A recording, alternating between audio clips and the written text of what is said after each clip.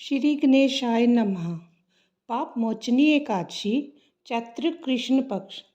अर्जुन बोला, हे मधुसूदन, मैं ज्यों ज्यों एकादशियों के व्रतों की कथाएं सुन रहा हूँ, त्यों त्यों अन्य एकादशियों के व्रतों की कथाएं सुनने की मेरी उत्सुकता बढ़ती ही जा रही है।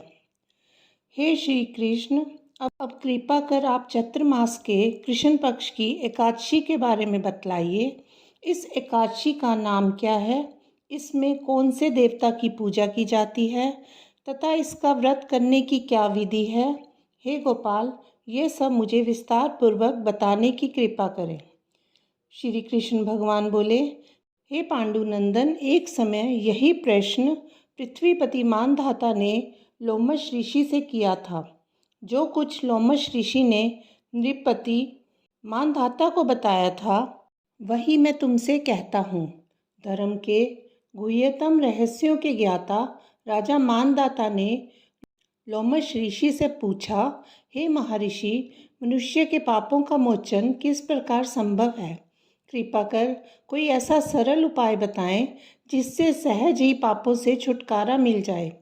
लोमश ऋषि बोले, हे राजन, चैत्र मास के कृष्ण पक्ष की एकादशी का नाम पाप मोचनी है। उसके व्रत के प्रभाव से मनुष्यों के अनेक पाप नष्ट हो जाते हैं। मैं तुम्हें इसकी कथा सुनाता हूँ, ध्यानपूर्वक सुनो। प्राचीन काल में चैत्ररथ नामक एक वन था। उसमें अप्सराएं किन्नरों के साथ विहार करती थीं। वहाँ हर समय वसंत रहता था, अर्थात उस जगह सदैव प्रत्येक तरह के पुष्प खिले रहते थे। कभी गंधर्व कन्याएं विहार किया करती थी, कभी इंद्र अन्य देवताओं के साथ क्रीड़ा किया करते थे। उसी वन में मेधावी नाम के एक ऋषि भी तपस्या में लीन रहते थे। वे शिव भक्त थे। एक दिन मंजू घोषा नामक एक अप्सरा ने उनको मोहित कर उनके नैकट्य का लाभ उठाने की चेष्टा की। इसके लिए वह कुछ दूरी पर बैठ वीणा बजाकर मधुर स्वर में गाने लगी। उसी समय कामदेव भी शिव भक्त उन मुनि को जीतने का प्रयास करने लगे। कामदेव ने उस सुंदर अप्सरा के भ्रू का धनुष बनाया, कटाक्ष को उसकी प्रत्यंचा बनाई और उसके नेत्रों को उस मंजू घोषा अप्सरा का सेनापति बनाया। इस तरह कामदेव अपने शत्रु भक्त को जीतने को तैयार हुआ। उस समय मेधावी मुनि भी युवा तथा हिष्ट पुष्ट थे। उन्होंने यज्ञोपवीत तथा दंड धारण कर रखा था। वह दूसरे कामदेव के समान प्रतीत होते थे। उस मुनि को देखकर कामदेव के वश में हुई मंजू घोषा ने धीरे धीरे मधुर वाणी से वीणा पर गाना शुरू किया, तो मेधावी मुनि भी मंजू घोषा के मधुर गाने पर तथा उसके सौंदर्य पर मोहित हो गए। वह अप्सरा मेधावी मुनि को कामदेव से पीड़ित जानकर उनसे आलिंगन करने लगी।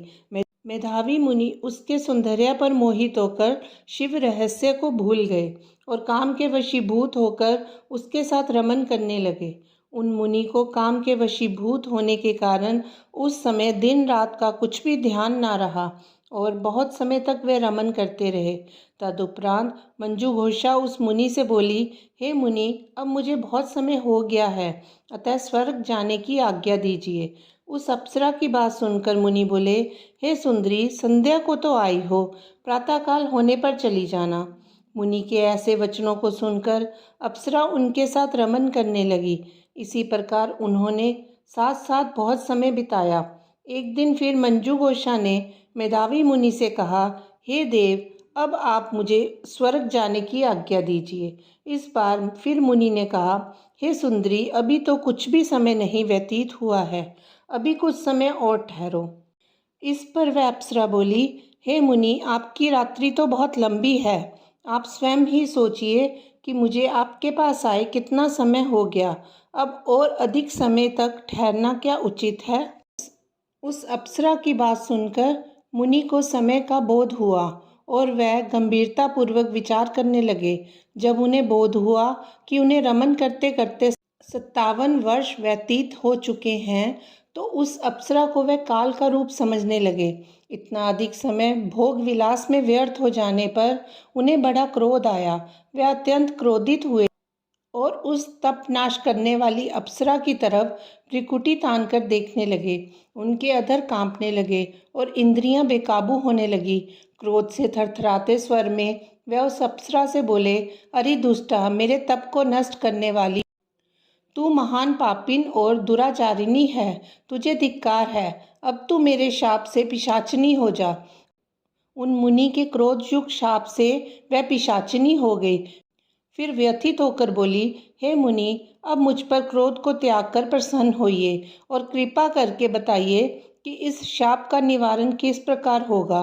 विद्वानों ने कहा है, साधुओं की संगत अच्छा फल देने वाली है, इसलिए आपके साथ तो मेरे बहुत वर्ष व्यतीत हुए हैं। अतः अब आप मुझ पर प्रसन्न हो जाइए, अन्यथा लोग कहेंगे कि एक पुण्य आत्मा के साथ रहने पर मंजू गोसा को पिशाचनी होना पड़ा। मंजू गोसा की बात सुनकर मेधावी मुनि को अपने क्रोध पर ग्लानि भी हुई और अपनी अपकीर्ति का भी भय हुआ।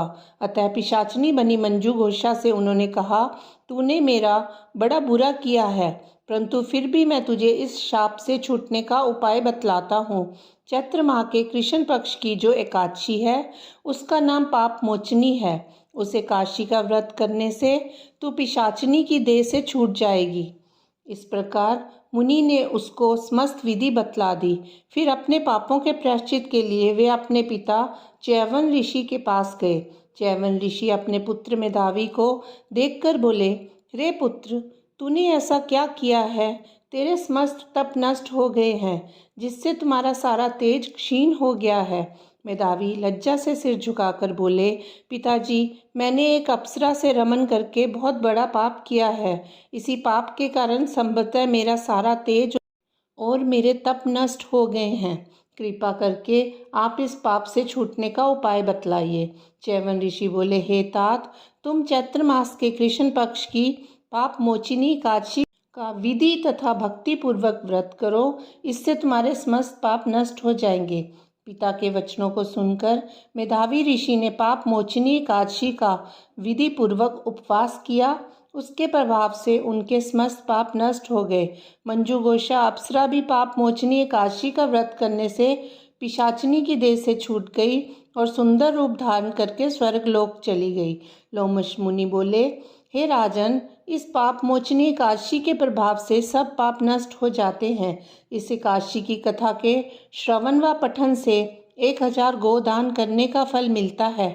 इस व्रत के करने से ब्रह्म हत्या करने वाले, स्वर्ण चुराने वाले, मद्यपान करने वाले, अगम्य गमन करने वाले आदि पाप नष्ट हो जाते हैं और अंत में स्वर्ग लोक की प्राप्ति होती है। कथा सार। इस कथा से स्पष्ट है कि देहजन्य आकर्षण अधिक समय तक नहीं रहता। देह के लोभ में पड़कर मेधावी ऋषि अपने तप संकल्प को भूल गए। इसे घोर अपराध माना जाता है, किंतु भगवान विष्णु की पाप मोचनी शक्ति इस घोर अपराध के पाप से भी सहज ही मुक्ति दिलाने में सक्षम है।